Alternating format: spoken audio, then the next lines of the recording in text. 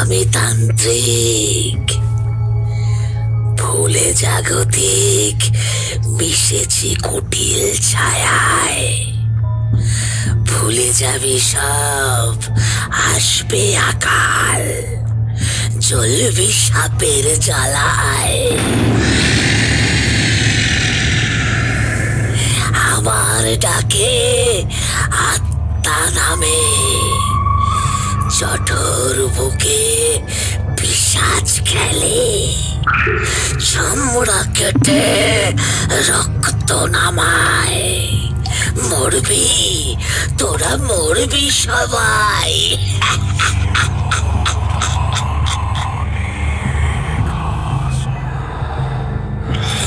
পূর্বে জগৎ জাগবে রোষ, আসবে ধে কাল রাক্ষস। পিশাচেরে দেবতা মানি, আমি বজরানী।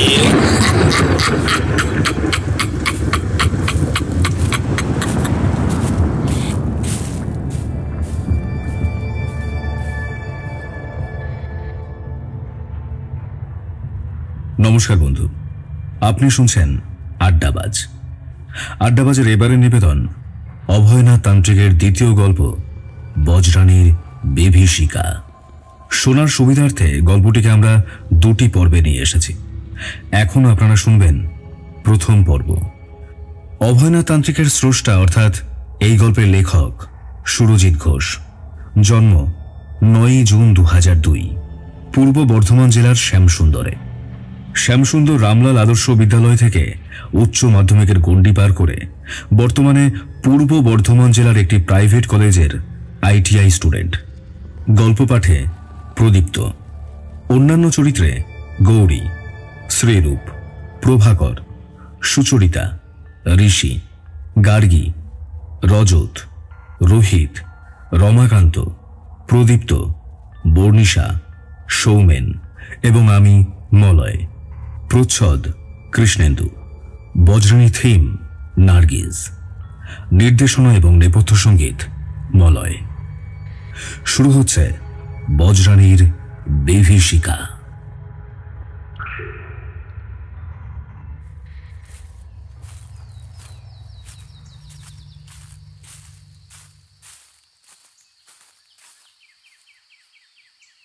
এসো এসো, বসো বসো বসো। না না না না, থাক থাক থাক থাক, প্রণাম করতে হবে না। কি যে বলেন গুরুদেব, বহুকাল পর আবার আপনার ভিড়েতে এলাম। তা খারাপ কিছু বলনি গুরুদেব। আমি আমার এক পরম মিত্রের সঙ্গে ভ্রমণে যাব বলে মনস্থির করেছি, তাই ভাবলাম যাবার আগে আপনার সাথে একবার দেখা করে যাই। তা বেশ করেছো। নাও, দুটো জল বাতাসা খাও। শিষ্যের প্রশস্ত ললাটে কিছু সময় অপলকভাবে তাকিয়ে থাকেন গুরুদেব। কপালে চিন্তার বেশ কয়েকটি সূক্ষ্ম ভাঁজের জন্ম হয়। পাশের কক্ষ থেকে একখানা সাদা খড়ি এনে মেঝে থেকে সব আঁকিবুকি কেটে একটা দীর্ঘশ্বাস ত্যাগ করে নিম্নস্বরে বলে ওঠেন, কিন্তু বাবা, তোমার ভাগ্য বলছে দুরকম সংবাদ অপেক্ষা করছে তোমার জন্য।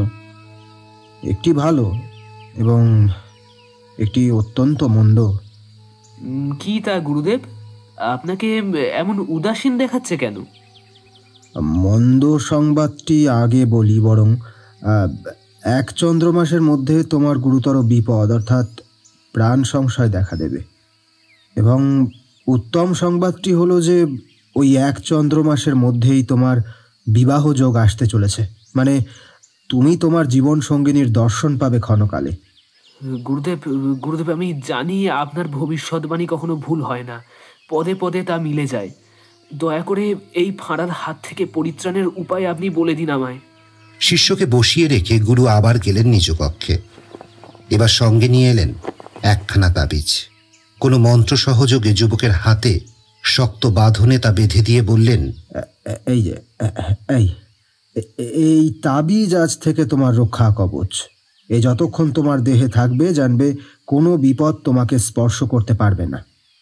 তাই এটা ভুলেও দেহ ছাড়া করো না। 1 চন্দ্রমাস পূর্ণ হবার পর আমার কাছে আবার এসো। বিপত্তি কেটে গেছে বুঝলে আমি তখন এখানা খুলে নেব। মা বগলামুখী তোমার মঙ্গল করুন। গুরুদেবের পায়ে মাথা ঠুকে বিদায় নিল শিষ্য। শিওরে সমন উপস্থিত হয়েছে শুনলে কারোরই মনের অবস্থা ঠিক থাকে না, সেটাই স্বাভাবিক। কিন্তু তার মনে মরণ ভয়ের চেয়ে স্বস্তির মাত্রা অনেক অনেক গুণ বেশি। তখন নিজের গুরুর প্রতি সম্পূর্ণ আস্থা আছে তার। তার গুরুদেব যে সাধারণ কেউ নন, লোকে বলে তিনি নাকি সাক্ষাৎ ভগবান। জীবন রক্ষাকারী তাবিজের দিকে একবার তাকাতে মনে হলো একটা দ্রুতগামী উজ্জ্বল সাদা আলোর দীপ্তি তাবিজ হতে তার দেহে মিশে যাচ্ছে।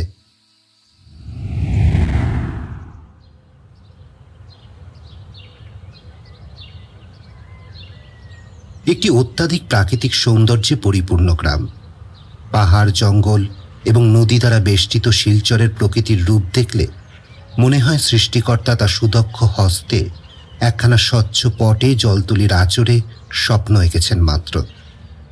সবসময় নদীর কল্লোলিনী ধ্বনি আর ছোট বড় অগুন্তি পাহাড়ের আর্দ্র গন্ধ মাতিয়ে রাখে চারপাশ। এখানকার জলবায়ু স্বাস্থ্যের পক্ষে অত্যন্ত অনুকূল। বছরের বিভিন্ন সময় নানা মানুষ ভ্রমণে এসে ভিড় জমায় এই স্থানে। সূর্যাস্তের এই পরম মুহূর্তে সূর্যদেব ডুব দিচ্ছেন দুই পাহাড়ের মধ্যবর্তী ঢালু অংশে।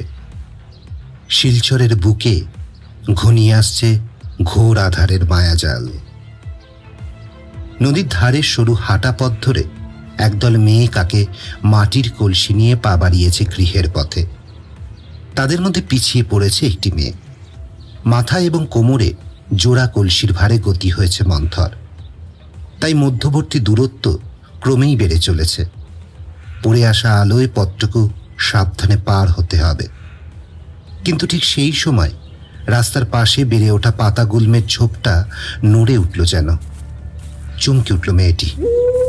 বনের অপর প্রান্ত থেকে শোনা গেল হাড় হিম করা একটা আওয়াজ। আসন্ন বিপদের আতঙ্কে শরীরের সবটুকু শক্তি যেন হারিয়ে ফেলল সে। জড় পদার্থের মতো কেবল তাকিয়ে রইল বনের দিকে। বেশ খানিক সময় ঝোপের কম্পন শেষে বেরিয়ে এলো দুজোড়া জ্বলন্ত চোখ। আড়াল কেটে নিজের বিশাল আকৃতির পরিচয় নিয়ে সামনে এসে দাঁড়ালো এক শ্রীকাল। দুপাশের কান টিটটির করে নড়ছে তার। জ্বলন্ত চোখ দুটো যেন কাঠ কয়লার মতো জ্বলজ্বলে। সুচালো নাক আর ভয়ানক সর্বগ্রাসী এক মুখ গহ্বর। শানিত তরোয়াল প্রমাণ ঝকঝকে দাঁতের শাড়ি থেকে ঝরে পড়ছে পিচ্ছিল লালা রস। ভয়ানক এক হুঙ্কারের যেন আসন্ন মৃত্যুর বার্তা নিয়ে দু থাবা জোড়া এগিয়ে আসে মেয়েটির দিকে। সম্বিত ফিরে এক দুপা পিছুতে গিয়েই মেয়েটির মাথায় রাখা কলসিখানা মাটিতে পড়ে চূর্ণ বিচূর্ণ হয়ে যায় নিমেষে। এক পা দুপা করে এগিয়ে পশুটা লাফিয়ে পড়তে যাবে নিরীহ অসহায় মেয়েটির উপর। ঠিক এমন সময় বনের অন্য দিক থেকে ভেসে এলো এক গুরু গম্ভীর নারী কণ্ঠ। ওখানেই থাম কটিক্ষ। অদ্ভুতভাবে চার পেয়েটি থমকে দাঁড়ালো। শিকারের প্রবৃত্তি মুছে গেল নিমেষে। চোখ মুখের হিংস্রতা উধাও হয়ে বিদ্যমান হলো সেই কণ্ঠের অধিকারিণীর প্রতি আনুগত্য। মেয়েটি মোহগ্রস্তের মতো ফ্যাল ফ্যাল করে চেয়ে রইল সেদিকে। সাঁঝের অন্ধকার তখনও পুরোপুরি গ্রাস করেনি চারপাশ। গোধূলি লগ্নের লালচে মৃদু আলোটুকু ছিটিয়ে আছে বনে বাদারে। তাতেই নজরে এলো সেই রমণীর সাজ পোশাক ও দেহ। বয়স আনুমানিক 50-এর গণ্ডি পার করেছে হয়তো, তবে তার ছাপ তিনি আসতে দেননি তার অস্তিত্বে। গা হাত পা সহ মুখমণ্ডলের চামড়া সুগঠিত। কোনো মন্ত্র বলে নিজেকে এতটাই সুশ্রী করে রেখেছেন যেন মনে হচ্ছে তিনি এক সদ্য যৌবনা রমণী। গায়ের রং তামাটে। মাথার কুঞ্চিত চুলের খোপায় গোজা কাক কিংবা কোকিলের পালক। কপালে অর্ধচন্দ্রাকৃতির তিলক। চোখসহ পার্শ্ববর্তী অঞ্চল কাজল বর্ণা। অনৈসর্গিক শুভ্রবর্ণা অক্ষিকোলক। গলায় ধূসর অস্থির কণ্ঠভূষণ।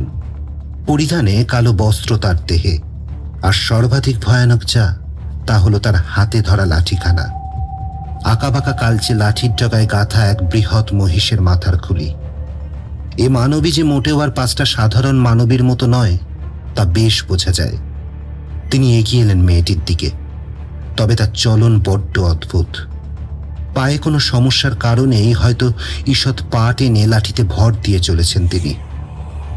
এই মেয়ে, কে তুই? কি তোর নাম? এটাই শিলচর তো? পরিস্থিতি স্বাভাবিক দেখে কিছুটা স্বস্তি লাভ করল মেয়েটি। ক্ষণিকের জন্য মৃত্যুর মুখোমুখি হওয়ার অভিজ্ঞতা এত সহজে ভুলবার নয়। তবুও ধাতস্থ হবার আপ্রাণ চেষ্টা করে চলেছে সে। ঘরমাক্ত কপাল খান কাপড় খুঁটে মুছে মিনমিন স্বরে বলে উঠল, নাম ঠাকুরন। হ্যাঁ, এটাই শিলচর গ্রাম। আমার নাম বিন্দি। আমি এই গ্রামেরই মেয়ে। এখানে এসেছিলেন জল ভরতে, কিন্তু ওটা। বিন্দি অঙ্গুলি নির্দেশ করল এক কোণে বসে থাকা সেই হিংস্র শৃগালটার দিকে। সে এখন সম্পূর্ণরূপে শান্ত। কিঞ্চিত রহস্যময় দেতো হাসি হেসে বজ্রকঠিন ভরাট গলায় তিনি বললেন, ওর নাম কটিক্ষ। আমার সাথে সর্বক্ষণ থাকে। আজকাল বড্ড খিদে বেড়েছে ওর। বিন্দি ভেবে পায় না এমন ভয়ানক জানোয়ার কিভাবে কোনো নারীর পোষ্য হতে পারে। আর এই নারীটিই বাকে। শিলচরে তো এর পূর্বে এমন কাউকে তো কখনো দেখা যায়নি। আমি বজ্রাণী, কালো জাদুবিদ্যায় সিদ্ধহস্তা। প্রাণহারক কোনো জিনিস, এই যেমন কটিক্ষ, ও আমার খুব প্রিয়। বজ্রাণী সার্থক নাম বটে। বিন্দির মুখ আরো ফ্যাকাশে হয়ে গেল তার কথা শুনে। বজ্রাণীর বলা প্রতিটি কথায় যেন লুকিয়েছিল এক তীব্র বিদ্বেষ ভাব। কিন্তু ওর মনের কথা বজ্রাণী বুঝল কি করে? তবে কি সে অন্তর্যামী? তুই ঠিকই বুঝেছিস রে মেয়ে। যে মানুষ আমার সামনে উপস্থিত থাকে, আমি তার মনের কথা পড়তে সক্ষম। ভূমিষ্ঠ হওয়ার সাথে সাথে বিনা মেঘে বজ্রপাত হয়ে 7 জন চাষির প্রাণ গিয়েছিল। সকলে তাই আমার নাম রেখেছিল বজ্রাণী। হক চুকিয়ে যায় বিন্দি। জীবনে অনেক সাধক সাধিকা জাদুকর জাদুকরি সে দেখেছে, তবে বজ্রাণীর মতো কারুর সাথে আলাপ হয়নি কখনো। আপনি যদি কিছু মনে না করেন তাহলে একখানা কথা কই। জানি জানি, কি জিজ্ঞেস করবি তুই? আমার এখানে আসার হেতু কি, তাই না? বজ্রাণীর চোখ দুটো সাংঘাতিক রকমের উজ্জ্বল। ধূসর মণি থেকে বিচ্ছুরিত হওয়া আলোক দুটি যেন যে কোনো মানুষের মনের অন্ধকার কুঠুরিতে সযত্নে রাখা লুক্কায়িত কথাটাকেও টেনে বের করে আনতে পারে নিমেষে। ক্ষণকাল সেই দৃষ্টিতে দৃষ্টি মিলালে কেমন যেন ঘোর লেগে যায়। তার এই দৃষ্টি সত্যিই অদ্ভুত। বিন্দির এইসব ভাবনায় ছেদ কাটল বজ্রাণীর কঠিন কণ্ঠ। এই মেয়ে, এখন তুই যা যা যা বলছি। বেশিক্ষণ বক বক করতে আমার মোটেও ভালো লাগছে না। আচ্ছা, আমি যাই। কটিক্ষ, চলে আয়। অনেক কাজ বাকি রয়েছে, সেগুলো সারতে হবে এক এক করে। শিলচরের মানুষ এবার দেখবে এই বজ্রাণীর ক্ষমতা। সব শেষ হয়ে যাবে, কেউ বাঁচবে না, কেউ বাঁচবে না, কেউ না, কেউ না, কেউ বাঁচবে না।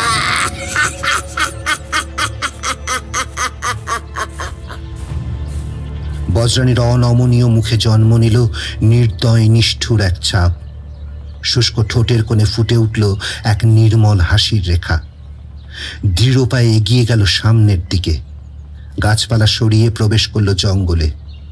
পিছু পিছু হেঁটে চলল ওই ভয়ানক চার পেয়েটা।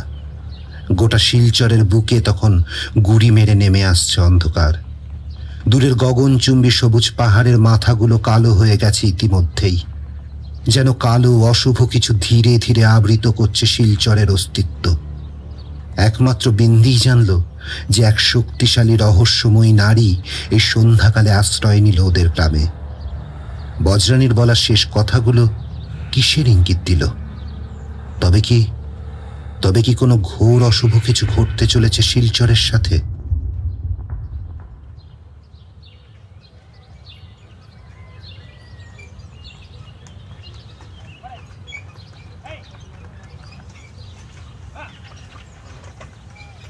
শশীকান্ত ও পবন দু বন্ধু মিলে যাত্রা শুরু করল শিলচরের উদ্দেশ্যে। দুজনের বন্ধুত্ব সেই জ্যৈষ্ঠীর রাতে আমকুড়নো থেকে, তাও মেরে কেটে 2 দশক তো হবেই। কাঁধের গামছার বাঁধনটা খুলে ফেলে পবন, তারপর তাতে রাখা মুড়ি, বাতাসা, গুড় আর ভেজানো ছোলা সামনে মেলে ধরে। বাতাসা সহ 1 মুঠ মুড়ি মুখে পড়ে পবন বলে ওঠে, কি হে ভাইয়া শশীকান্ত, কেমন লাগছে? হ্যাঁ, ভালোই। আচ্ছা পবন, শিলচর পৌঁছতে আর কত সময় লাগবে বলে তোমার ধারণা? সঠিক বলতে পারবো না, তবে মনে হয় দুপুর গড়িয়ে যাবে। বুঝলে শশী, আমার এক ভাইয়ের মুখে কিছুদিন আগে জানতে পেরেছি শিলচরের কথা। তুমি তো জানো, ভালো কোনো ভ্রমণ স্থানের সন্ধানে একবার পেলে সেখানে আমি যাবই যাব। আর প্রতিবারের মতো এবারেও তোমাকে ডেকে নিলাম। ভাই বলেছে আমরা নাকি ওখানে গিয়ে মুগ্ধ হয়ে যাব। ও বাবা, তাই নাকি? এতটাই সুন্দর? হ্যাঁ গো, তাই তো বললে। গরুর গাড়ি ঢিমে তালে এগিয়ে চলল মেঠো পথ ধরে। ছাউনির ভিতরে বসে বেশ কদিন পরে গল্পে মজল 2 বন্ধু। চলতি পথে 2বার থামল গাড়ি। যেতে যেতেই পথে শান বাঁধানো কোনো অজানা পুষ্করিণী দেখে স্নানে নামল দুজন, সেই ছোট্টবেলার মতো। গরু দুটো কিছুটা জল খেয়ে জিরিয়ে নিল। গাড়ির চালক বস্তা থেকে ঘাস আর বিচুলি ঢেলে দিল তাদের সম্মুখে। সঙ্গে আনা আরো কিছু শুকনো খাবারে মধ্যাহ্ন ভোজন সেরে গাড়িতে উঠে বসল পবন আর শশী। শিলচরের সীমানায় গাড়ি যখন এসে পৌঁছল, তখন সন্ধ্যের কোলে ঢলে পড়েছে সময়। দাদা বাবুরা, নান শিলচর এসে গেছি। এবার কোথায় যেতে হবে কান, সেখানে নামিয়ে দি। সত্যি তো পবন, শিলচরে তো এসে গেলাম, এবার উঠবো কোথায়? আরে বন্ধু, চিন্তা করছো কেন? সেসব ব্যবস্থা পূর্ব পরিকল্পিতভাবে করা আছে। ভাই বলেছে এখানে নিত্যানন্দ ভট্টাচার্য নামে এক ব্রাহ্মণের বাস। ভাইয়ের নাম করলে তিনি নারায়ণ জ্ঞানে আমাদের নিজ ভিটায় তুলবেন। আসলে ওই নিত্যানন্দ ঠাকুরের পুত্রের সাথে আমার ভাইয়ের আলাপ রয়েছে কিনা। এবার শুধু জানতে হবে ভট্টাচার্য মশাইয়ের বাড়িটা কোনখানে। কিন্তু এমন ভর সন্ধ্যাবেলায় আশেপাশে তো কাউকে দেখতে পাচ্ছি না যে তারে শুধাবো। ভাই, দূরে একটা মেয়ে মানুষ যাচ্ছে না? শশীর কথায় পবন তাকায় সামনের দিকে। সত্যি, দূরে আবছা আলো আধারিতে কেউ একজন দাঁড়িয়ে রয়েছে। বুকে খানিক বল পায় সে। কারো দর্শন না পেলে এমন অচেনা অজানা জায়গায় ঠাকুর মশাইয়ের ঘরখানা খুঁজে পেতে ভারী বেগ পেতে হতো তাদের। কাকা, তুমি গাড়ি নিয়ে এগিয়ে চলো তো, ওখানে কেউ একজন রয়েছে।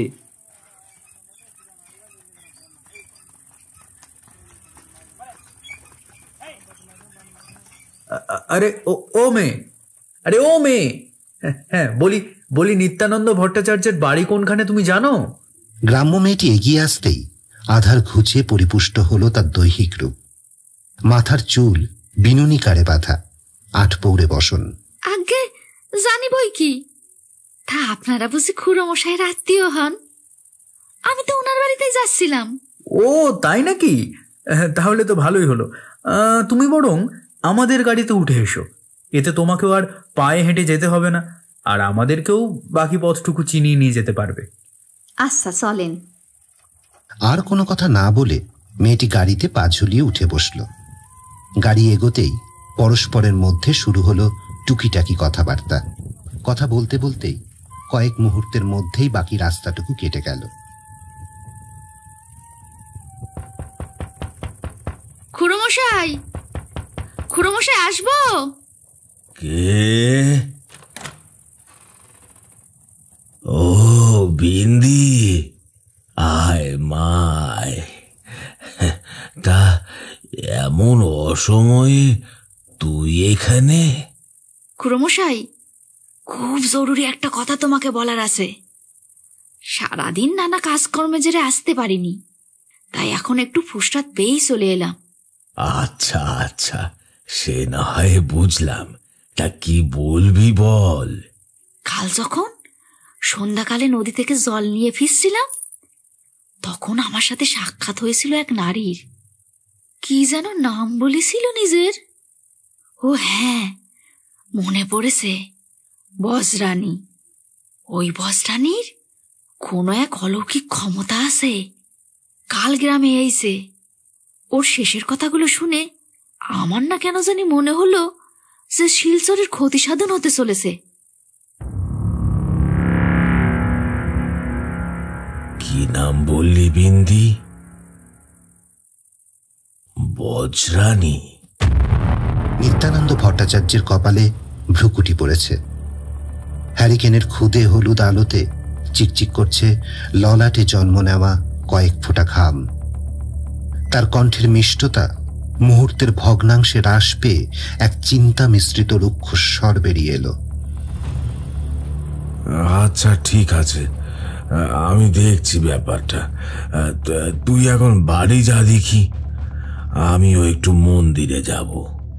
এই দেখো খুড়ো, আমি আসল কথাটাই বলতে ভুলে গেছি। আরে বাইরে তোমার ছেলের পরিচিত দুই আত্মীয় হয়েছে, আমি তো তাদের গরুর গাড়িতে করে এলুম এখান অব্দি। হায় হায়, মেয়ের কাণ্ড দেখো। তাই হ্যাঁ রে বিন্দি, এই কথাটা তুই এতক্ষণ বাদে কইলি? কতক্ষণ ধরে বেচারারা বাইরে অপেক্ষা করছে, কি ভাবলো কে জানে। আয় আয় আয় তো আয়। কোনো দিকে না তাকিয়ে রোয়াকে রাখা হেরিকেনটা তুলে নিয়ে নিত্যানন্দ লম্বা লম্বা পা ফেলে বেরিয়ে গেলেন বাইরের দিকে। অগত্যা বিন্দিও ছুটল পিছন পিছন। আরে এসো এসো বাবারা, সাবধানে এসো। তোমাদের কথা আমার পুত্র বলেছিল বটে, তবে সে এই মুহূর্তে এখানে উপস্থিত নেই। তার মাসিমা একটু অসুস্থ হওয়ার কারণে তার বাড়ি গিয়েছে।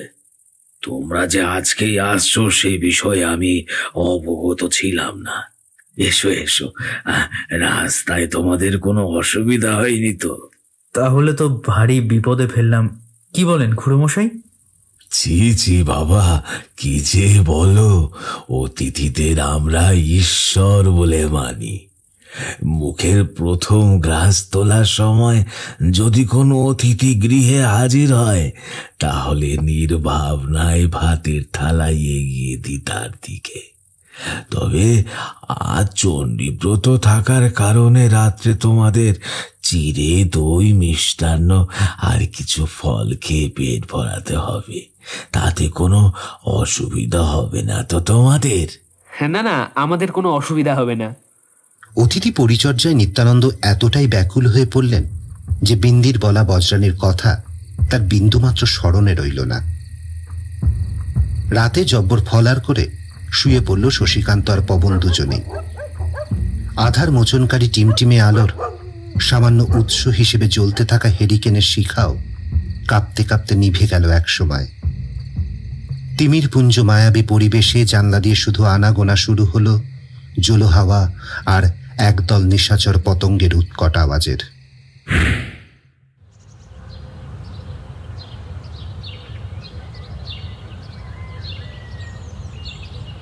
কি হে বাবারা, রাতে ভালো ঘুম হয়েছে তো?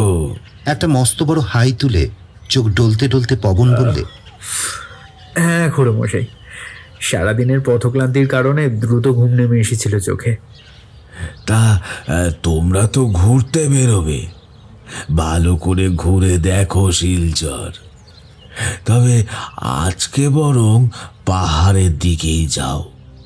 পাহাড় জঙ্গল দুই দেখা হবে একত্রে। আশা করি তোমাদের মন্দ লাগবে না।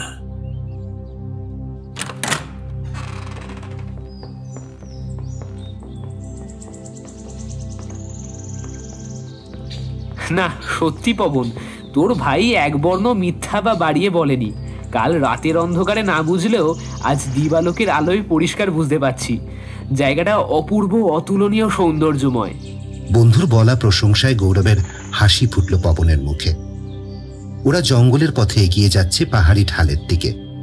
চারিদিকে শুধু সবুজ আর সবুজ। পায়ে হাঁটা একটা সরু পথ একে বেঁকে সাপের মতো এগিয়ে গিয়েছে সামনে। শুকনো পাতায় ভরে আছে চারিদিক। বনজঙ্গল মুখরিত নানাবিধ পাখির কলকাকলিতে। দৈত্যাকার বৃক্ষের দল তীব্রভাবে ধরিত্রীর বুকে রোদ প্রবেশের কাজে বাধা প্রদান করছে। ফলস্বরূপ একটা ছায়ার মাদকতার চাদর বিছিয়ে রয়েছে গোটা অঞ্চল জুড়ে। ভ্যাপসা স্যাঁতস্যাঁতে বুনো গন্ধ নাকে এসে ঢুকছে ক্রমাগত। গাছপালার বাড়বাড়ন্ত, তারই মধ্যে যেখানে যেখানে একটু কমেছে সেখানেই সূর্যলোকের তীব্র উজ্জ্বল সোনালি আলো তীর্যকভাবে এসে মিশেছে ধরাতলে। প্রকৃতির নিদারুণ শীতলতায় আলগোছে যেন ঝরে পড়ছে একটু উষ্মা, একটু ওম। তোরা কারা? এই নিবিড় অরণ্যে কি মতলবে এসেছিস? তন্ময় দৃষ্টিতে বিভোর হয়ে ওরা যখন প্রকৃতির নৈসর্গিক রূপ উপভোগ করছিল, ঠিক এমন সময় ওই জনহীন অরণ্যে মেয়ে মানুষের কণ্ঠ পেয়ে চমকে উঠল দুজনেই। বিদ্যুৎ বেগে পিছনে ফিরতেই চোখ উঠল কপালে। এক মাঝবয়সী মহিলা তাদের থেকে কয়েক হাত তফাতে কখন যেন এসে দাঁড়িয়েছে। তার চলন এতটাই নিঃসার যে একবারও ওদের মনে হয়নি যে কেউ পিছু নিয়েছে ওদের। মহিলাটি বেশ বড়ই অদ্ভুত প্রকৃতির। তার কালো কাপড়ের অন্তরাল থেকে বহির্ভূত হচ্ছে একটা শাপথ।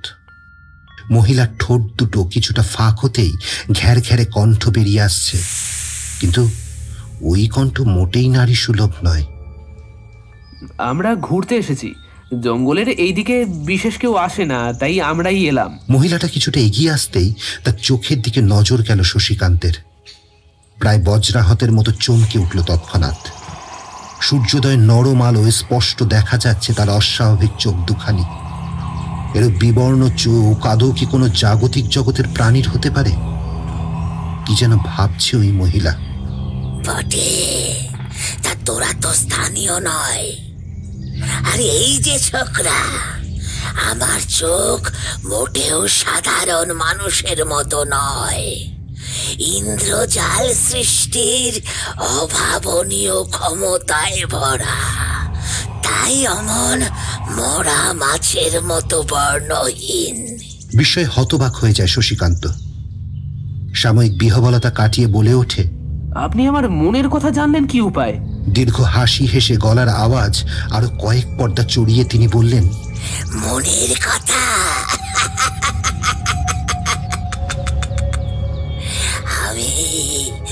আমি বজ্রাণী।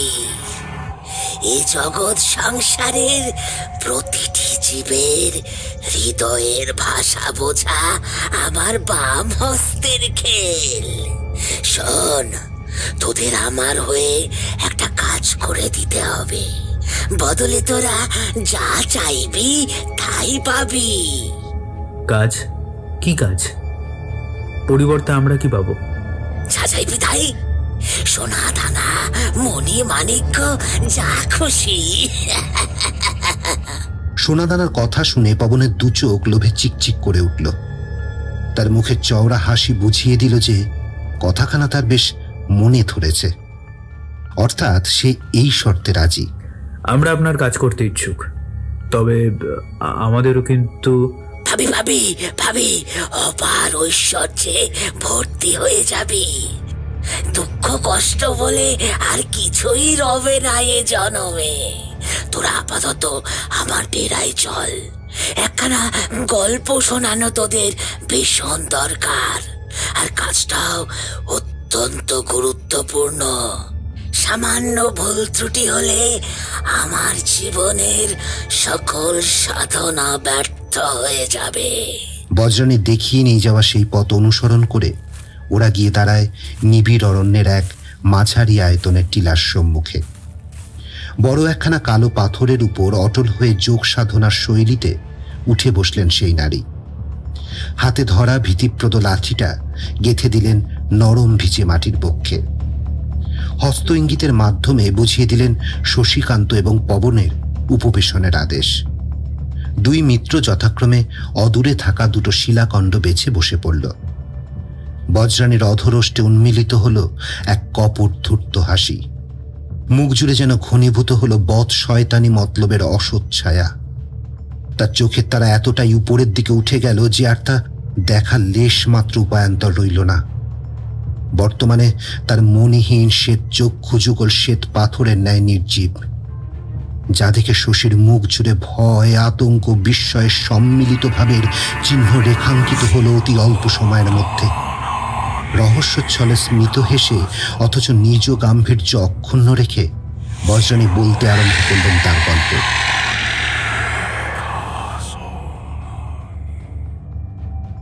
বহু বছর পূর্বে পাহাড়তলির একটি ছোট্ট গ্রামে হতদরিদ্র এক দম্পতির বাসায় জন্ম নিয়েছিল একটি কন্যা সন্তান। এহেন সময় দিবালোকের উজ্জ্বল আলো বুঝিয়ে দিল সূর্যগ্রহণের কুৎসিত অন্ধকার। পাহাড়ি জঙ্গল হতে দমকা বাতাসের সহিত ছুটে এলো একদল হিংস্র জন্তুর রক্ত জল করা উচ্চ রবের একত্রিত উল্লাসিত হুঙ্কার ধ্বনি।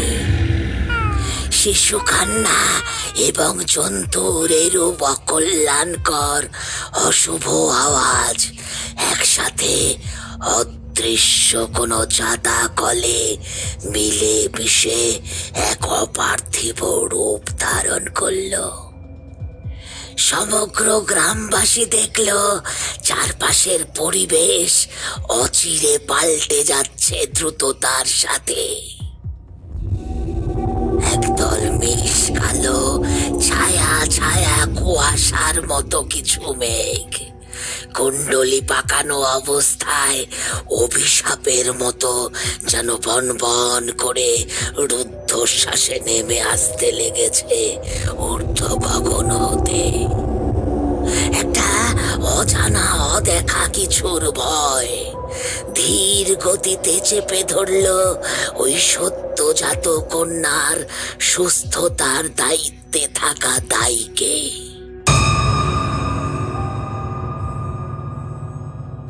আতুর ঘরের দাইমার মুখ হতে মেয়ে জন্মানোর সংবাদ মুখে মুখে ছড়িয়ে পড়ল সর্বত্র, কিন্তু সে আনন্দদায়ক মুহূর্তের আয়ুষ্কাল মোটেও বেশি ছিল না।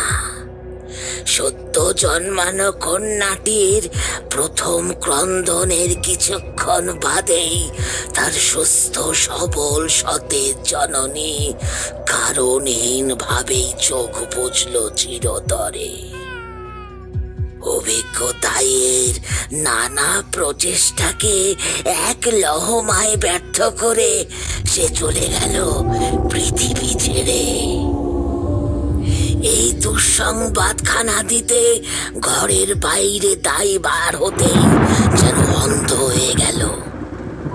কালো আকাশ কাঁপিয়ে বিশাল এক স্বচ্ছ অগ্নিপিণ্ড যেন ভূপতিত হলো ধরিত্রীর বুকে। ভূমিকম্পের ন্যায় থার থার করে কম্পিত হলো পদতলের মৃত্তিকা। দ্রুত কানে হাত চাপা দিয়ে প্রাণ বাঁচাতে ভূমিতে লুটিয়ে পড়ল সে। কর্কশ ভাবে জোরালো শব্দের সাথে দৈব লোক থেকে চাবুকের মতো নেমে আসা বজ্র কয়েক ক্ষণের জন্য দুই খণ্ডে খণ্ডিত করে দিল বিস্তীর্ণ গগনে মেঘের ঘন ঘটা। গোটা গ্রামের মানুষ উন্মাদের মতো ধেয়ে গেল বজ্রপাতের স্থানে। দাউ দাউ করে জ্বলছে মাঠের মধ্যেখানে শুকিয়ে যাওয়া একটি ছোট্ট বৃক্ষ। বিস্ফারিত নেত্র দিয়ে হতবাক দৃষ্টিতে সকলেই দেখলে 7 জন চাষির আঁত পোড়া ঝলসে যাওয়া মরদেহ ছড়িয়ে ছিটিয়ে পড়ে আছে যত্রতত্র। আর সেই প্রাণহীন তালিকার মধ্যে একজন হলো ওই সদ্য সদ্যজাত কন্যা শিশুর হতভাগ্য পিতা, যে নিজের মেয়ের মুখ দেখার পূর্বেই ইহলোকের মায়া ত্যাগ করেছে। চাষিদের পরিবার বন্যায় ভেসে যাওয়া খড়কুটোর মতো দেহগুলোকে আঁকড়ে ধরে কাঁদতে লাগলো। শোকতপ্ত ছোট্ট পাহাড়ি গায়ের মাথায় নেমে এলো একটা কালো ফিনফিনে কাপড়ের মতো অকল্যাণের পর্দা। মা চলে গেছে পূর্বে, পিতাও তার সঙ্গ নিল। দেখে বোধহয় ঝাপসা হয়েছিল সেই দাইয়ের চক্ষু। সমস্ত কিছু ভুলে তাই সে ছুটে এলো আতর ঘরে। কিন্তু চৌকাঠ পার হতেই সে যা দেখলো তা দেখে তার মেরুদণ্ড বেয়ে হিমবাহের বরফ গলা জলের ন্যায় অত্যন্ত ঠান্ডা কোনো তরল তরতর করে ধাবিত হলো নিচের দিকে। তার সকল চেতনা বেসামাল করে দিল এক অস্বাভাবিক দৃশ্য। দীর্ঘ ধাত্রী জীবনে ইতিপূর্বে সে নিঃসন্দেহে কখনো দেখেনি এরূপ ঘটনা। ছোট্ট কন্যাটির কার্য দেখে বমন উদ্রেকের সঞ্চার হলো তার। মৃত জননীর স্তন মেয়েটির মুখে, কিন্তু দুধের বদলে সে পান করছে টাটকা তাজা লাল রক্ত। রক্তের একটা রঙিন ধারা ভিজিয়ে দিচ্ছে তার কচি একরত্তি দেহটিকে। রক্তে স্নান করে সে হয়ে উঠছে ঘোর রক্তবর্ণা। হাত পা ছড়িয়ে তার খেলার ধরন দেখে ধারণা হয় সে ভারী মজা পেয়েছে রক্তের সাথে। আর সহ্য করতে পারে না তাই কপার ধরে ঠক ঠক করে কাঁপতে থাকে কিছুক্ষণ। তারপর দ্রুত গতিতে পড়ি কি মরি ভাবে ছুটে যায় বামন পাড়ার দিকে। গ্রাম পণ্ডিত সহ গ্রামের গণ্যমান্য ব্যক্তিরা আতুর ঘরের বাইরে থেকে মুখ বাড়িয়ে তাজ্জব ভাবে দেখলো সে দৃশ্য। পণ্ডিত প্রবেশ করলো ভিতরে। শিশু কন্যাটির নরম হাত মেলে ধরল চোখের সামনে। তিনি তার হস্তরেখা ও ললাট বিচার করে একটা সিদ্ধান্ত নিলেন। পরীক্ষাকালে দাই আড়ষ্ট চোখে চেয়ে থাকলো মেয়েটির মুখপানে। ছোট ছোট খোলা চোখ দুখানি অবিকল তার দিকে নিবদ্ধ হয়ে আছে। পিঙ্গল বর্ণের কটা মণি দুটি দপদপিয়ে জ্বলে উঠছে মাঝে মাঝে। রক্ত লেগে থাকা ভিজে ঠোঁটের সিক্ততাময় হাসি যেন তাইয়ের কানে কানে অগোচরে বলে গেল তার অন্তিম পরিণতি কি ঘটতে চলেছে। পণ্ডিত হাতের তালু নেড়ে ছেড়ে উল্টে পাল্টে দীর্ঘ সময় পর যা বললে তা শুনে বিস্ময়ে অভিভূত হলো প্রত্যেকে। মুখ দিয়ে কারোর একটা কথাও বের হলো না, যেন ক্ষণকালের জন্য বোবা হয়ে গেল তারা। পণ্ডিতের কথা অনুযায়ী ও মেয়ে নাকি আদতে কোনো মানুষই নয়, মানব গর্ভে জন্ম নেওয়া মানব রূপী ছলনাময়ী সাক্ষাৎ এক ডাকিনী, যে সন্তান জন্মের পর মুহূর্তেই পিতা মাতার অদৃষ্টে মৃত্যু যোগ নেমে আসে। সে আর যাই হোক মোটেও সাধারণ কোনো মানবী হতে পারে না, বরং তা কোনো অশুভ শক্তিতে পরিপূর্ণ প্রেতজনির অংশবিশেষ। পণ্ডিত সর্বসমক্ষে এও ঘোষণা করল যে এই ডাকিনী রূপী নারী নাকি প্রাপ্ত বয়সে মায়াবিদ্যা, তন্ত্রবিদ্যা সহ গুপ্তবিদ্যায় এতটাই পারদর্শী হবে যে তার সমকক্ষ এই গোটা বিশ্ব ব্রহ্মাণ্ডে খুবই নগণ্য রবে। শিশু হত্যা মহাপাপ, তাই এই মেয়েকে অবিলম্বে বিদায় না করলে অশুভ শক্তি পাকাপাকি ভাবে ঠাঁই নেবে তাদের এই গ্রামে। যত দ্রুত সম্ভব নদীর জলে তাকে বিসর্জন দেওয়াই শ্রেয়, নচেত গ্রামবাসীদের প্রাণ সংশয় অবধারিত। পণ্ডিতের আগাম ভবিষ্যৎবাণী অক্ষরে অক্ষরে ফলে গেল সেই মুহূর্তে। মুখ দিয়ে গল গল করে রক্ত উঠে ছটফট করতে করতে মৃত্যুর কোলে ঢলে পড়ল দাই। একটি কথাও কইবার সময় সুযোগ পেল না সে। জলজ্যান্ত দাইয়ের এমন অস্বাভাবিক মৃত্যু আর বিনা মেঘে বজ্রপাতে এতগুলো চাষির প্রাণ নাশের কথা ভেবে ভিতরে ভিতরে সংকুচিত হয়ে পড়ল সবাই। তাদের বুকের মধ্যে কানে খামচে ধরল এক অনির্বচনীয় ত্রাস। বিন্দু মাত্র কালক্ষেপ না করে কলার ভেলা নির্মাণের সাথে সাথে মরদের দল নদীতে ভাসিয়ে দিল সেই সদ্যজাত বাচ্চা মেয়েটিকে। এই অবধি বলে কিছু সময়ের বিরতি নেয় বজ্রানী। তার মণিবিহীন সাদাটে নেত্র করমচার মতো লাল হয়ে উঠছে মন্থর গতিতে। তার অক্ষিকোটরে কেউ দুটুকরো জ্বলন্ত লাল কয়লা রেখে দিয়েছে যেন সযত্নে। মারাত্মক প্রতিশোধ স্পৃহায় পুরন্ত দুটি চোখে যেন দাবানলের মতো ধিকি ধিকি জ্বলছে রোষানলের অগ্নি। তার গায়ের রং তামাটে থেকে পরিবর্তিত হচ্ছে ঘোর কৃষ্ণবর্ণে। দুপাশের দন্তমূল ঠেলে বেরিয়ে আসছে সর্পের অনুরূপ দুটো বৃহৎ লম্বা সাদা সুচালো সদন্ত। কলার ভেলা নদীতে ভাসিয়ে দেওয়ার পর পিছন ফিরে তাকালো না আর কেউই। অবশ্য তেমনটাই ছিল বিধান, কিন্তু যদি একবারের জন্য কেউ তাকাতো তাহলেই দৃষ্টিগোচর হতো এক অদ্ভুত দৃশ্য। যেই অলক্ষী অপয়া ডাকিনীকে তারা বিদায় দিল, তাকেই বাঁচাতে জীবন বাজি রেখে নদীর অগাধ জলে ঝাঁপিয়ে পড়েছে এক ভিখারি বুড়ি। আপ্রাণ চেষ্টা করছে বেলা অবধি পৌঁছানোর।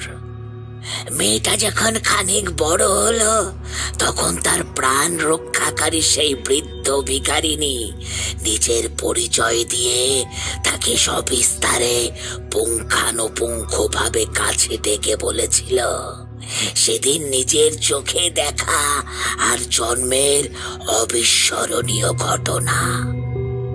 অতীতের ঘটনা শুনে মেয়েটির মনের মধ্যে জমা বিষের ভান্ডারে যেন আরো কয়েক ফোঁটা গরল বৃদ্ধি পেল।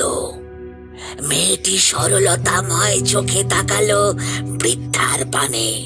তারে জিজ্ঞেস করলো যে পণ্ডিতের কথা এবং ঘটে চলা বাস্তবতার উপর ভিত্তি করে সকলে যখন ভয়ে জর্জরিত, তখন সে কেন সাহসের উপর ভর করে সেদিন এমন আপন করে নিয়েছিল তাকে। মেয়েটির এমন প্রশ্নে বৃদ্ধার মুখ আলোকিত হয়ে উঠেছিল এক মমতাময়ী হাসির পরশে। আসলে অধিকাংশ নারী জাতির অন্তরই ঠাসা মমতা, স্নেহ এবং সন্তান প্রীতিতে। ওরকমই কিছু একের বশবর্তী হয়ে বৃদ্ধা প্রাণের পরোয়া না করে সেদিন ঝাঁপ দিয়েছিল নদীর অতল জলরাশির মধ্যে এবং ভবিতব্যকে বুড়ো আঙ্গুল দেখিয়ে সস্নেহে লালন পালন করে গিয়েছিল সেই বিষকন্যাকে। নিঃশব্দে একটা হাসি ফুটল সেই কন্যার মুখে। তার চোখের সরলতা মুছে ঘনিয়ে এলো কুটিলতার কালো ছায়া। একটা পৈশাচিক হাসি এসে সে চেপে ধরল বৃদ্ধার গলা। অমন ওইটুকু একটা বাচ্চার শরীরে এত শক্তি কিভাবে এলো তা বোঝেনি ভিখারিনী। আর তার আগেই দু চোখ উল্টে গেল ওর। জিভ খানিকটা বেরিয়ে আসতেই ঘাটটা লটকে পড়ল একদিকে। অট্ট হাসিতে ফেটে পড়ল কন্যা। বৃদ্ধার ঠোঁটের কষ বেয়ে চুইয়ে পড়া রক্তের ধারায় সে বুলিয়ে নিল নিজের লকলকে জিভটা। পরম তৃপ্তির স্বাদ পেল আবার দীর্ঘদিন পর। ক্ষণিকের জন্য দ্বিতীয়বার থামল বজরানী। দু চোখ বন্ধ করে উপর নিচের ঠোঁটের সাথে জিহ্বাটাকে এমনভাবে বুলিয়ে নিল যেন কোনো পরম প্রিয় খাদ্যের কথা হঠাৎই স্মরণে এসেছে তার। তৎক্ষণাৎ আবার নতুন উদ্যমে শুরু করলো কথা বলা। ও অবলা ভিখারি বুড়ি জানতো না যে এক ডাকিনীর শরীরে মায়া, মমতা, স্নেহ, প্রেম, প্রীতি বলে কোনো জিনিসের অস্তিত্ব নেই। তার সঙ্গ কেবলই মৃত্যুর পরোয়ানা জারি করে। নিজের জীবনের একমাত্র উদ্দেশ্য হিসাবে সে নির্বাচন করলো তন্ত্রের পথ, কালো জাদুর পথ। গ্রামের মানুষগুলোর বিরুদ্ধে প্রতিশোধের আগুন ঘুমড়ে ঘুমড়ে জ্বলতে থাকলো তার অন্তর জুড়ে। শশীকান্তের দেহ প্রচন্ড ভয়ে ঠান্ডা হয়ে গেল এবার। হাত পা যেন পেটের ভিতর সিধিয়ে যাবার জোগাড়। ওর মনে হলো কেউ যেন এক মুঠো সূক্ষ্ম বরফকুচি ছুড়ে দিয়েছে তাকে লক্ষ্য করে। সে বিরস বদনে নিরস কণ্ঠে কিছুটা সংশয়ের সাথে কাটা কাটা ভাবে বলল, এইটা আদতে কোনো গল্পই নয়, বরং আপনার নিজের জন্মকথা, তাই না? আর সেই মেয়েটাও আশা করি আপনি নিজে। কোনো প্রত্যুত্তর দেয় না বজরানী। নিষ্ফল আক্রোশে শুধু চেয়ে থাকে জঙ্গলের বাইরে অবস্থিত গ্রামের দিকে। বজরানীর মুখমণ্ডলের অভিব্যক্তি নিশ্চিত করে দেয় যে এতক্ষণ ধরে বলা গল্প আসলে তার নিজেরই জীবন কাহিনী। মুহূর্তের খণ্ডাংশে তার মুখে খেলে যায় ঝিম ধরা একটা হাসির আভাস। শশীর সর্বাঙ্গ জুড়ে নেমে আসে এক অজানা আতঙ্কের জোয়ার। এমন ভয়ানক কাহিনী শোনানোর পরেও কোনরূপ প্রতিক্রিয়া ফোটেনি পবনের মুখে। সে সম্পূর্ণ শান্তভাবে স্থির হয়ে বসে আছে। উত্তেজনা ছিটে ফোটাও নেই তার চোখে মুখে। পরিবর্তে আগ্রহ ভরা কণ্ঠে সে জানতে চায়, আমাদের কি কার্য সাধন করতে হবে, আদেশ করুন। তার এমন কথা কোনো মতেই আশা করেনি শশীকান্ত। পবনের দিকে তাকিয়ে দেখল ওর চোখ বর্তমানে ঘষা কাচের মতো বিবর্ণ। সে যেন আর এই পার্থিব জগতের মধ্যে বিচরণ করছে না। বজরানী তাকে সম্পূর্ণরূপে নিজের বশে আনতে সক্ষম হয়েছে। সঠিক কইছিস তুই। এবার কাজের কথায় আসা যাক। আমার গুরু মাতা ছিলেন এক প্রখ্যাত সাধিকা, আর তার কাছ থেকে কিছুদিন পূর্বে জানতে পেরেছি যে শিলচরের পাথরমন্ডি পাহাড়ের শীর্ষে যে 5টি গুহামুখ রয়েছে তাদের মধ্যে ডান দিক হতে দ্বিতীয় গুহার অভ্যন্তরে এক বিশেষ ত্রিবৃত্ত অঙ্কিত পাথরের বেদির নিচে লুকায়িত রয়েছে অত্যন্ত মূল্যবান এক প্রাচীন পুঁথি। এই তোদের শুধু সেই পুঁথিখানা আমার হাতে এনে দিতে হবে, কিন্তু খুব সাবধান। ও পুঁথি আমাকে ব্যতীত অন্য কাউকে দেখাবি না, এতে ওর গুণাগুণ নষ্ট হতে পারে। আমি নিজেই যেতে পারতাম পুঁথি সংগ্রহ করতে, কিন্তু এই পায়ের সমস্যার কারণে পাহাড়ি ঢালু পথ বেয়ে ওঠা নামা যথেষ্ট কষ্টকর হবে, তাই তোদের বলা। আর এছাড়াও আমি জনসম্মুখে যেতে পারবো না। সে কারণেই ওই পুঁথি তোদের উদ্ধার করতে হবে।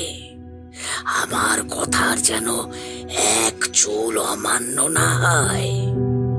পুঁথির ব্যাপারে ঘুণাক্ষরেও কাক পক্ষীও টের না পায়, খেয়াল রাখবি। শিলচরের মানুষ যদি জানে যে তাদের গায়ের নিজস্ব এক গুপ্ত প্রাচীন পুঁথি স্থানাচ্যুত হচ্ছে, তাহলে নানা বিঘ্ন ঘটতে পারে। অতি সন্তর্পণে তা হাসিল করতে হবে। তোদের যা বলার ছিল সব বলে ফেলেছি, এবার তোরা আয় আয় আয় আয়। অতিশয় মূল্যবান পুঁথি গত 2 দিনের মধ্যে আমায় এনে দে। সামনের পূর্ণিমায় এক মহাযজ্ঞের আয়োজন করব আমি। সেই যজ্ঞের রাতে তোরাও হাজির থাকবি। সেদিন যা চাইবি সব পাবি, সব পাবি।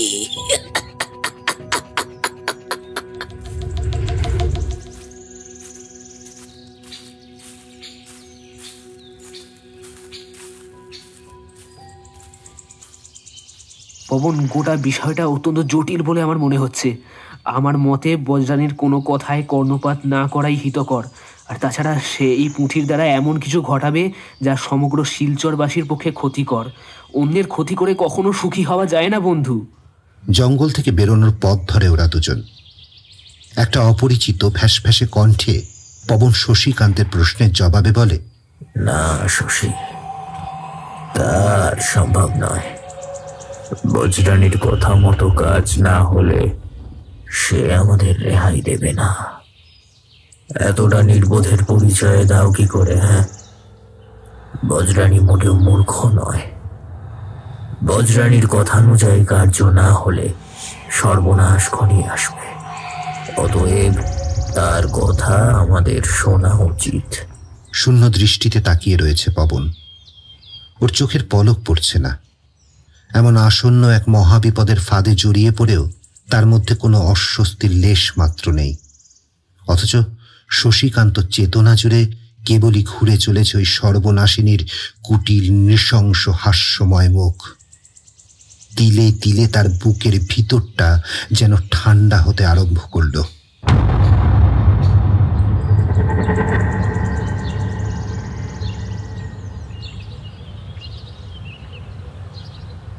খুড়োমশাই, যদি কিছু মনে না করেন, আপনাকে তবে একটা প্রশ্ন করব। কি হয়েছে বাবা শশীকান্ত? এমন ইতস্তত করছো কেন? যা বলার নিঃসংকোচে বলো আমায়। আগে খুড়োমশাই, আমরা শিলচরে আসার সময় একটি দেহাতি মেয়েও আপনার গৃহে হাজির হয়েছিল, আপনার মনে আছে? হ্যাঁ বাবা, মনে থাকবে না কেন? বিলক্ষণ আছে। ও তো বিন্দি। বিন্দি? আচ্ছা, ওই বিন্দির বাড়িটা কোনখানে আমাকে বলবেন? আসলে তাকে ধন্যবাদ জানানো বাকি রয়ে গেছে। ও না থাকলে আপনার গৃহের সন্ধান পাওয়া যথেষ্ট কষ্টকর বিষয় হতো। আমাদের সে যাত্রায় ওই রক্ষা করেছিল কিনা, তাই আর কি। বেশ বেশ, বুঝেছি। এই যে সামনে রাস্তা দেখতে পাচ্ছ, তার খানিকটা হাঁটলেই একটা মন্দির পড়বে। সেই মন্দিরের ডান হাত বরাবর কিছুটা গেলেই ওর বসত বাড়ি। অসংখ্য ধন্যবাদ খুড়োমশাই। আর হ্যাঁ, আমি যে বিনির খোঁজে বের হয়েছি সেটা দয়া করে পবনকে জানাবেন না। ও যদি জিজ্ঞাসা করে তাহলে কইবেন যে আমি গ্রাম ভ্রমণে বেরিয়েছি। মন্দিরের আটচালার কাছে এসে ডানপাটা বাড়াতেই শশীকান্ত দেখা পেল এক যুবতীর। পরক্ষণেই তাকে চিনে নিতে কোনো ভ্রম হল না তার। সাঝের সামান্যতম মধুময় কোণে দেখার আলোয় দেখা গেল সেই মুখ দিনের রৌদ্রোজ্জ্বল প্রভায় কি অপূর্ব প্রাণবন্ত লাগছে। বিন্দি, আমাকে চিনতে পারছো? উজ্জ্বল চোখে বিন্দি তাকায় আগন্তুক যুবকের মুখপানে। অকস্মাৎ একটা হাসির ঝিলিক ওর মুখের লাবণ্য যেন শতগুণ বাড়িয়ে তুলল। অষ্টাদশীর এমন লজ্জামাখা হাসি নিমেষে দোলা দিল শশীকান্তের পুরুষ হৃদয়ে। ও মা, তুমি সেই ভিনদেশি বাবু না? চিনতে পারবো না কেন? তা কি মনে করে তা আগমন? কারণ আছে বিন্দি, যথেষ্ট কারণ আছে। তবে তা এখানে বলা সঠিক হবে না। তুমি কি কিছু সময়ের জন্য আমার সাথে যেতে পারবে? কিন্তু কোথায় যাবো গো বাবু? আমার উপর পূর্ণ আস্থা রাখো বিন্দি। অপচয় করার মতো সময় আমাদের হাতে কিন্তু খুবই কম, তাই দ্রুত এসো আমার সঙ্গে।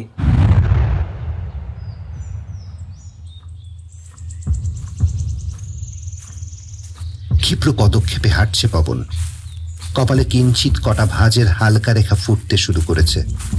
তার মাথায় যে গুরুদায়িত্ব অর্পণ করেছে বজ্রানী, তা তাকে সুষ্ঠুভাবে সম্পন্ন করতেই হবে।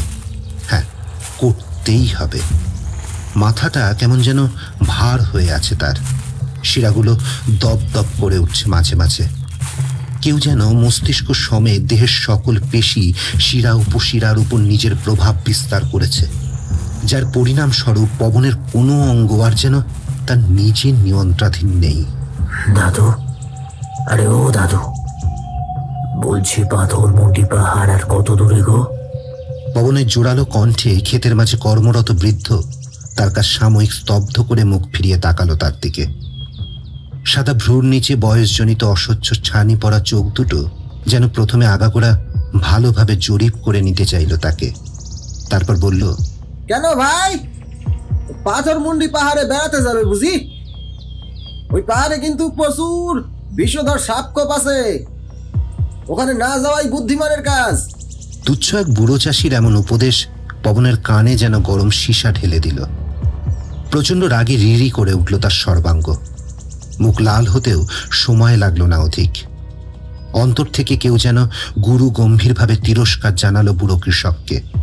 কাঠের আসবাবপত্র যেমন কুড়ে কুড়ে খেয়ে ধ্বংস করে ফেলে অতি ক্ষুদ্র কীট, ঠিক তেমনি কোনো পোকা যেন মাথার খিলুতে কামড় বসালো বিরামহীনভাবে। নিদারুণ সুতীব্র এক যন্ত্রণায় মাথা যেন দুফালি হয়ে ফেটে যাওয়ার উপক্রম হতেই চোখ বন্ধ করে চুল খামচে ধরে ধরাস করে রাস্তার ধুলোতে বসে পড়ল পবন। তাই দেখে হাতের কাজ ফেলে ছুটে এলো চাষি। কি হলো, কি হলো? শরীর টরীর খারাপ লাগছে নাকি? কি হয়েছে? মাথা থেকে হাত নামিয়ে এবার পবন শটান তাকালো বৃদ্ধ চাষির সোজাসুজি। ও সরল রৈখিক দৃষ্টি দেখে চাষির হৃদকম্পের মাত্রা কয়েক গুণ বৃদ্ধি পেল এক ধাপে। হাত পা কাঁপতে শুরু করলো। তড়িৎ গতিতে লাফিয়ে দুপা পিছিয়ে গেল বুড়ো চাষি।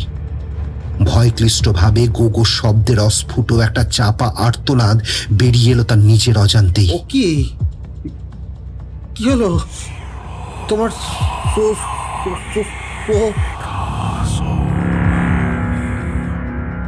বাক্যখানা শেষ করতে পারে না চাষি। মণিবিহীন সাদা ধপধপে পবনের চোখ জোড়া যেন কেড়ে নিয়েছে তার মুখের যাবতীয় ভাষাসমূহ। ছেলেটার দর্শনেন্দ্রিয়ের উপর কেউ গদের আঠা দিয়ে দুখানা অলেখা কাগজের সাদা পাতার টুকরো এঁটে দিয়েছে যেন। তার শানিত দৃষ্টির কাছে হার মানে বৃদ্ধের দুর্বল প্রাণ। কেমন যেন নিদ্রাজনিত অসারতা নেমে আসে তার চোখের পাতায়। যন্ত্রের মতো সেও সাত পাঁচ না ভেবে বসে পড়ে তার মুখোমুখি। একটা দেতো হাসি হাসে পবন, কিন্তু এরপর যা ঘটল তা সম্পূর্ণ প্রকৃতি বিরুদ্ধ। তার পুরুষালী দেহ থেকে বার হলো এক নারীর স্বর। এই মূর্খ চাষি, কালক্ষেপণ না করে তাড়াতাড়ি বল, কোন পথে গেলে ও পাহাড়ের দর্শন পাবো? কলের পুতুলের মতো বুড়ো চাষি স্থির দৃষ্টিতে গড়গড়িয়ে ঠিকানা বলে দিতেই উঠে দাঁড়ায় পবন। গা হাত পা থেকে ধুলো জেরে এগিয়ে যায় সামনে। তার গতি যেন ঝড়কে হার মানাবার ক্ষমতা রাখে। হ্যাঁ, কি হলো? আমি মাটিতে বসে আছি কেন? ছেলেটাই বা গেল কোথায়? কৃষক হতভম্ব হয়ে আশেপাশে একবার চোখ বুলিয়ে বোঝার চেষ্টা করে যে তার সাথে ঠিক কি ঘটল কয়েক মুহূর্ত আগে, কিন্তু বোধগম্য হলো না কিছুই।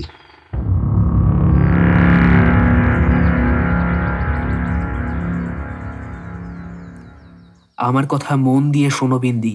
বজ্রানী নামের এক শয়তান সাধিকা তোমাদের গ্রামে এসেছে। সে চায় পাথরমুন্ডি পাহাড়ের একটি গুহায় লুকায়িত এক বিপুল শক্তিধর অদ্য পুঁথি নিজের করায়ত্তে আনতে। তার দ্বারা সে শিলচরের বিরুদ্ধে কালান্তক বিপদকে আহ্বান জানাবে, এবং এ কার্যে সে আমার বন্ধুকে বশীভূত করে নিয়েছে। হে ভগবান, আমার এমনই কিছু হবে বলে মনে হয়েছিল। আমি জানতুম তার উপস্থিতি সকলের জন্য বড্ড ক্ষতিকর হবে। তার নিঃশ্বাসে যে বিষ আছে, মারণ বিষ। সে সাক্ষাৎ মৃত্যুদূত হয়ে এসেছে এই ভূমিতে। তুমি চেনো নাকি তাকে? হ্যাঁ গো ভিনদেশী বাবু, নদীর পাড়ে জঙ্গলের দিকটাই তার সঙ্গে আমার আলাপ হয়েছিল। তখনই আমি হাড়ে হাড়ে টের পেয়েছিলাম যে এমন ধারায় কিছু ঘটবে। বিন্দি, তুমি যদি চাও যে তোমার জন্মভূমির সকল বিপদ ভঞ্জন হোক, তাহলে তোমার সহযোগিতা আমার একান্ত কাম্য।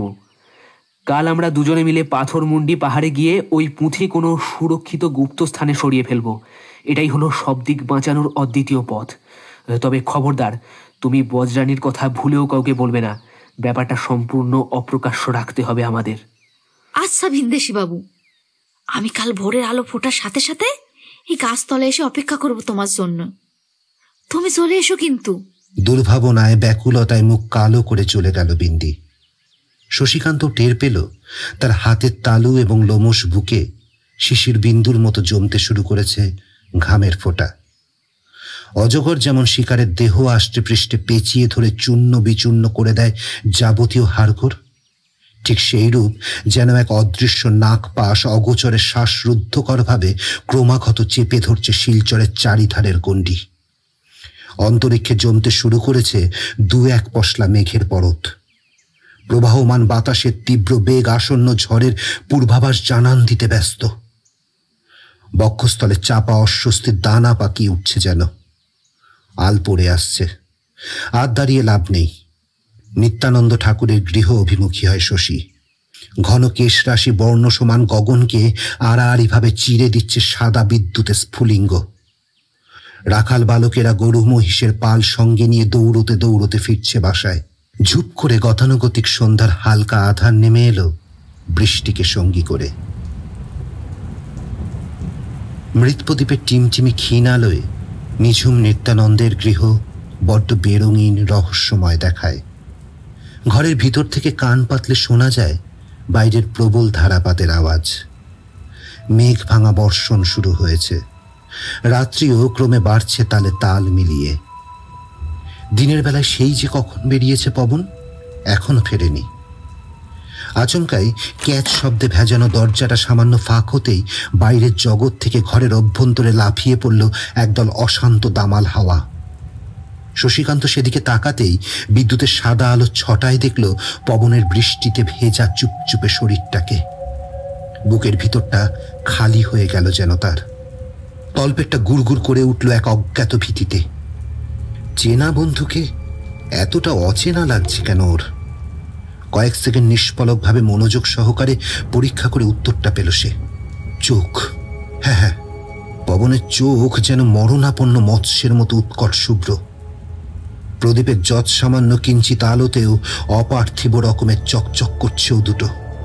কি হলো সখা, কি দেখছো অমন করে? সাপের শীর্ষের মতো ব্যঙ্গাত্মক সুরে পবনের বলা কথায় সম্বিত পিল শশীকান্তের। নীরবতা ভঙ্গ করে একটা বিস্ময়জনিত বিচিত্র ভঙ্গিমায় খসখস শব্দ তুলে সামনের দিকে এগিয়ে গেল পবন। তার গা থেকে টপ টপ শব্দে ঝরে পড়ছে বৃষ্টির রেশ। সিংহ যেমন উগ্র হননকারী নজরে চেয়ে থাকে হরিণের পানে, পবনের নজরেও অন্তর্হিত রয়েছে সেরকমই কিছু। আরে আর বলো না, ওই পুঁথি বজ্রানীর হাতে একেবারে তুলে দিয়ে এলাম, তাই একটু দেরি হলো। আসার পথে পুরো ভিজে গেলাম দেখো।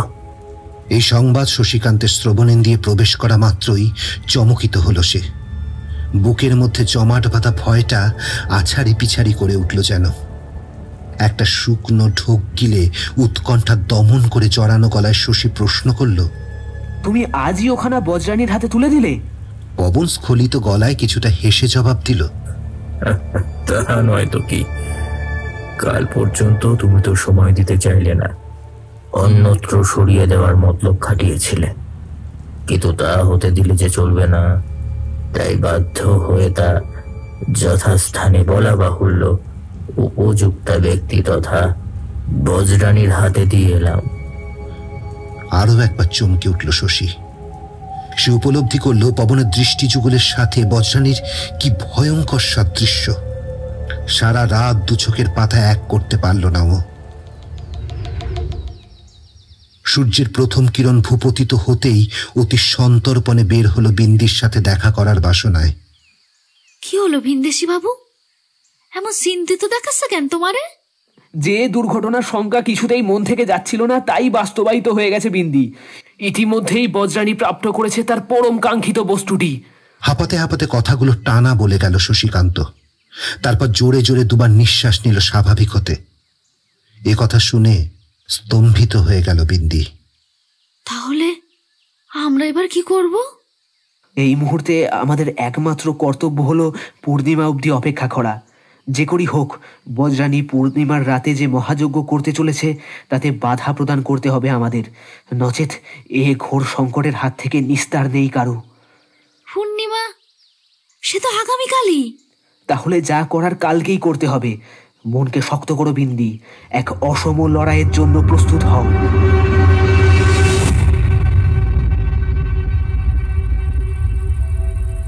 পূর্ণিমার রাত হওয়ার কারণে জঙ্গলের অভ্যন্তর জুড়ে শুধুই আলো আধারির মোহ। দূর থেকে দেখলে মনে হয় গগনচুম্বী বৃক্ষের দল আধারে নিজেদের পরিচয় গোপন করতে চাইছে। বন্য পরিবেশ হওয়া সত্ত্বেও কোনো ঝিঝি কিংবা নিশাচর কীটপতঙ্গ অথবা নিদেন পক্ষের সামান্য একটা প্যাঁচাও ডাকছে না। সবাই যেন প্রহর গুনছে কোনো অহিতকর অশনি ঝঞ্ঝার। কালবৈশাখীর পূর্বে যেমন থমকে যায় ধরণী, এখনকার বর্তমান অবস্থা ঠিক সেই রূপ। সন্ধ্যার সাথে সাথেই জঙ্গলে পুঞ্জীভূত অন্ধকার নেমে এসেছে। চতুর্দিকে গা ছমছমে ঘোলাটে একটা অনৈসর্গিক আবহাওয়া বিরাজমান। হিলহিলে ঠান্ডা বাতাসের স্পর্শ গায়ে কাটা ধরায়। চারপাশে থমথমে নিস্তব্ধতার বাড়বাড়ন্ত এতটাই বেশি যে শশীকান্ত বিন্দি নিজেদের নিঃশ্বাসের শব্দ নিজেরাই শুনতে পারছে। মাকড়সার জাল ছিঁড়ে পাথরমুন্ডি পাহাড়ের তলদেশের জঙ্গলে সরু অসমতল রাস্তা ধরে সাবধানে এগিয়ে যাচ্ছে ওরা দুজন। বিন্দির হাতে ধরা আলোর একমাত্র সম্বল হিসেবে জ্বলতে থাকা ছোট্ট হেরিকেনটা দুলকি চালে ছড়িয়ে দিচ্ছে অতি স্বল্প হলদে জ্যোতি। তবে হেরিকেনের কাচের ভূষকালি সেই আলোতেও খানিকটা আধারের থাবা বসিয়েছে।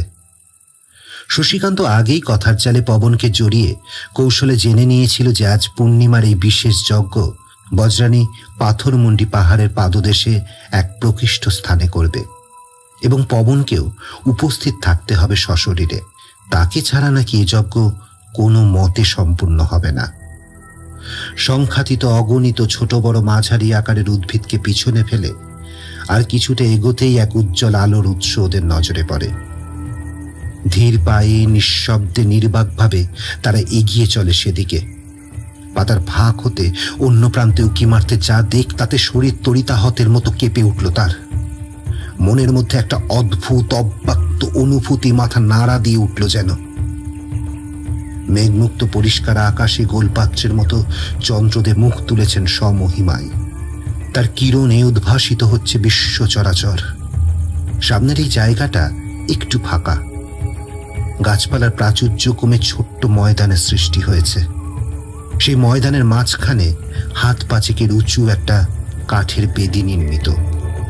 বেদির শুকনো কাঠ একেবারে চিতার মতো সুসজ্জিত।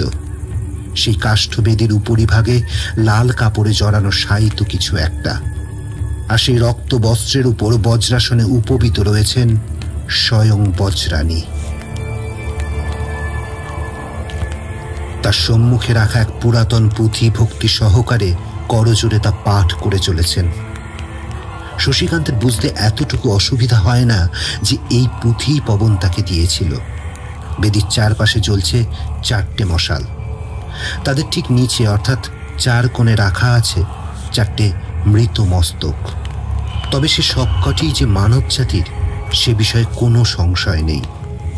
ছিন্ন মস্তকগুলি থেকে গড়িয়ে পড়ছে ঘন তাজা রক্তের ধারা। বেদির সামনের মাটিতে কিছু একটা নড়ে চড়ে উঠতেই দুজনের দৃষ্টি গেল সেদিকে। সেই মুহূর্তে আবারও ভয়ে কাঠ হয়ে গেল দুজনেই। বিন্দির মুখ দুহাতে চেপে ধরে তার আর্তচিৎকারে বাধা দিল শশী। বেদি থেকে অনতি দূরে চিত হয়ে পড়ে রয়েছে বিশাল সেই শৃগালটা। তার কণ্ঠনালী ছিন্ন করে দিয়েছে সম্ভবত বজ্রানী নিজেই। আস্তে আস্তে মরণের কোলে ঢলে পড়ছে জন্তুটা। পুঁথিগত মন্ত্র পাঠ থামিয়ে বজ্রানীর মুখে ফুটে উঠল ভয়ানক কদর্য এক পৈশাচিক হাসি। তারপর দুবাহু মেলে উন্মাদের মতো ঊর্ধ্ব গগনে মুখ তুলে বললেন, ওহে অপশক্তির অধিপতি শয়তান, আপনি আমার পুজোয় সন্তুষ্ট হন। হে প্রভু, আপনি প্রসন্ন হন আমার সাধনায়। হে শয়তান, জাগ্রত হন, জাগ্রত হন। আপনি এ মহা শুভক্ষণে কালো বিদ্যায় সর্বে সর্বা। আমি বজ্রাণী, আপনার এক পূজারিণী। আপনাকে একাগ্র চিত্তে আহ্বান জানাচ্ছি। এ মহামিলন মুহূর্তে আসুন আপনারা, আসুন, আসুন মর্তভূমিতে। হে প্রভু, হে প্রভু, হে প্রভু, আসুন এই মর্তভূমিতে, আসুন এই মর্তভূমিতে।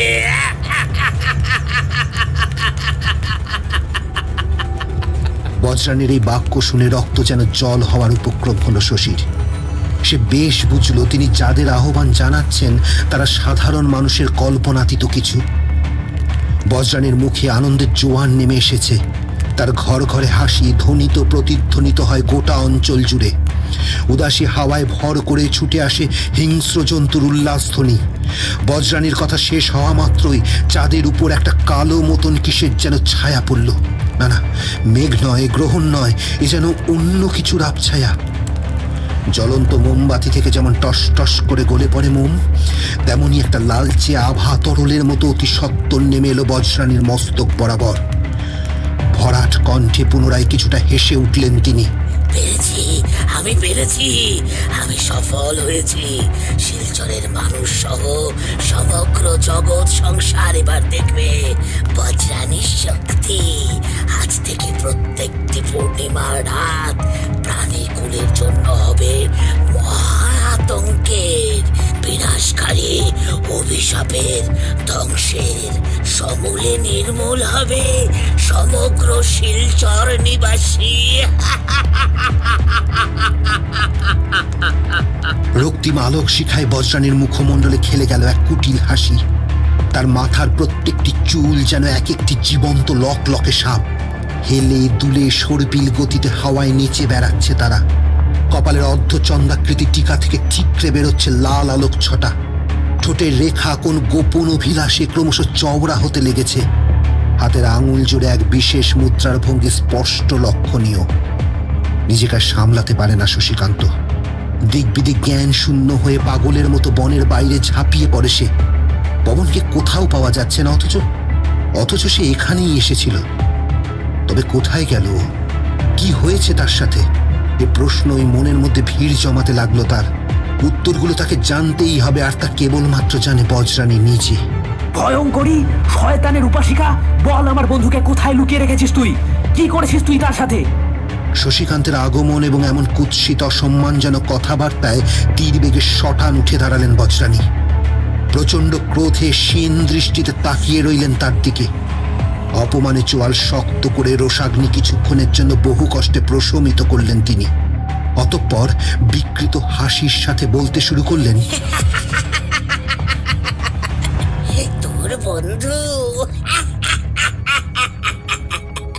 তোর বন্ধু এখন অন্য জগতে রওনা দিয়েছে রে ছেলে।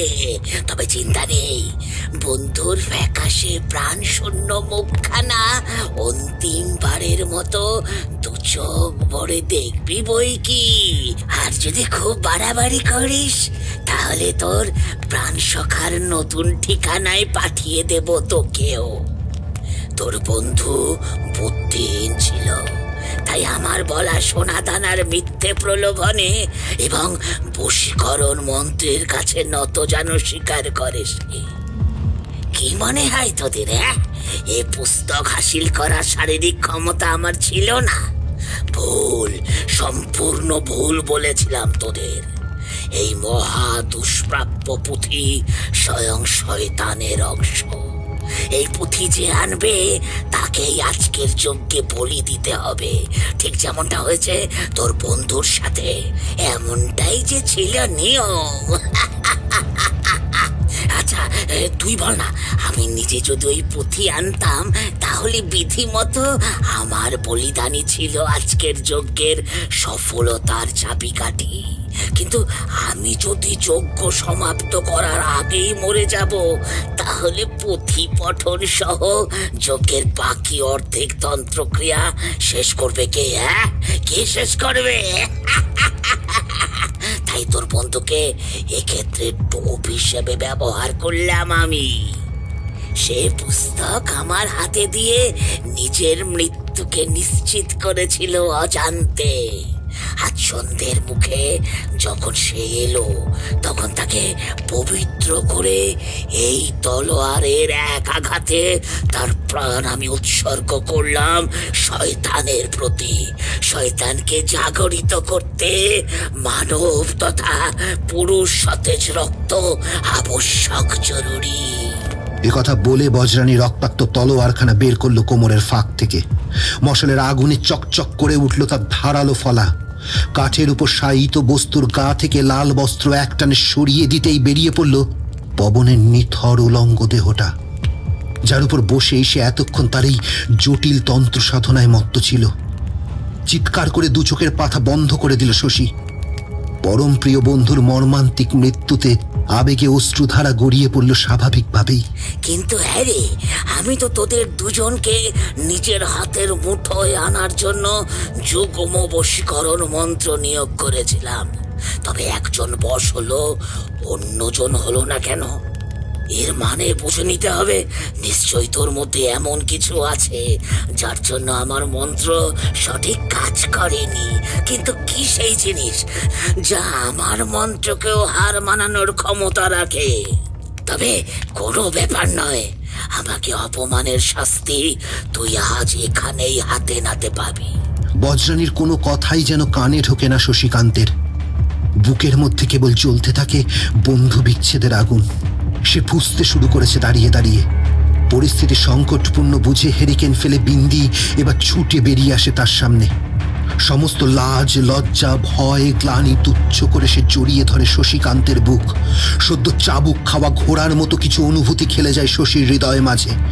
দৃঢ়তার সাথে দাঁতে দাঁত চেপে বিন্দি প্রতিবাদী স্বরে বলে ওঠে, থাম সর্বনেশী, ভিনদেশী বাবুর কোনো খেতে আমি বেঁচে রাখতে হতে দেব না। তার প্রাণ নেওয়ার আগে তোকে আমার মুখোমুখি হতে হবে। বটিরে মুখ পুরি, তবে তাই হোক, একসাথে দুজনেই মর। বজ্রানী নিজের দণ্ড উঁচিয়ে ধরে দু চোখ বন্ধ করে। কিছু একটা অস্ফুট মন্ত্র বলতেই দণ্ডের মাথায় আটকানো বিশাল মহিষের খুলি রক্ষীকোটর থেকে ধেয়ে এলো একটা টকটকে লাল খয়েরি রেখা। নিশ্চিত মৃত্যুকে সামনে দেখে প্রাণ ভয়ে নিজের পুরুষালী বুকের খাঁচায় শশী আঁকড়ে ধরল বিন্দিকে। বিন্দির চোখের জল গাল বেয়ে গড়িয়ে মিশে গেল তার দেহে। কাজল লেপটে গেল জামায়। একটা সাদা ধোঁয়ার মতো কিছু ওদের দুজনের দেহ বেষ্টন করতে শুরু করলো। সেই সাদা ধোঁয়ায় প্রাচীর ভেদ করে ক্ষতিকারক ওই লাল আলো বিন্দুমাত্র প্রবেশ করতে পারল না কিছুতেই। এই দেখে প্রচন্ড আক্রোশে গর্জে উঠল বজ্রানী।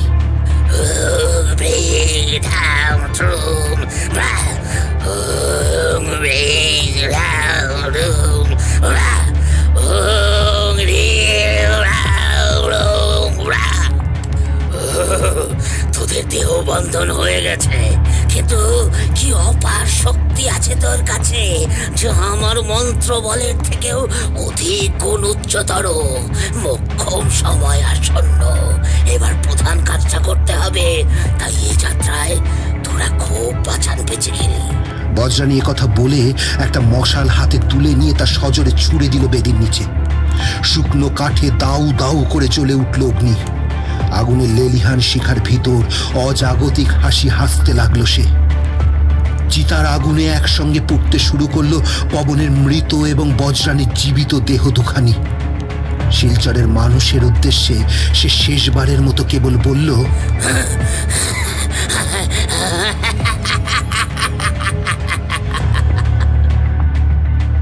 শিলচরের মানুষ, তোরা তৈরি হ, আসছি, আমি আসছি।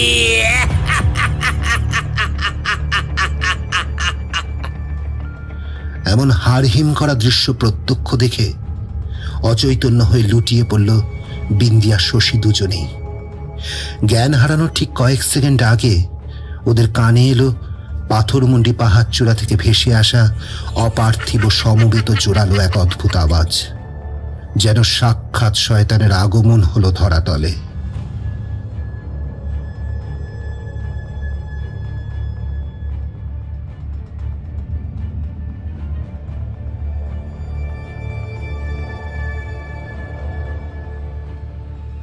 শুনছিলেন সুরজিৎ ঘোষের লেখা গল্প বজ্রাণীর বিভীষিকা প্রথম পর্ব। দ্বিতীয় পর্বের লিঙ্ক ডেসক্রিপশনে দেওয়া রইল। লাইক, কমেন্ট, শেয়ার এবং সাবস্ক্রাইব করে আমাদের সঙ্গে থাকুন। শুনতে থাকুন আড্ডাবাজ।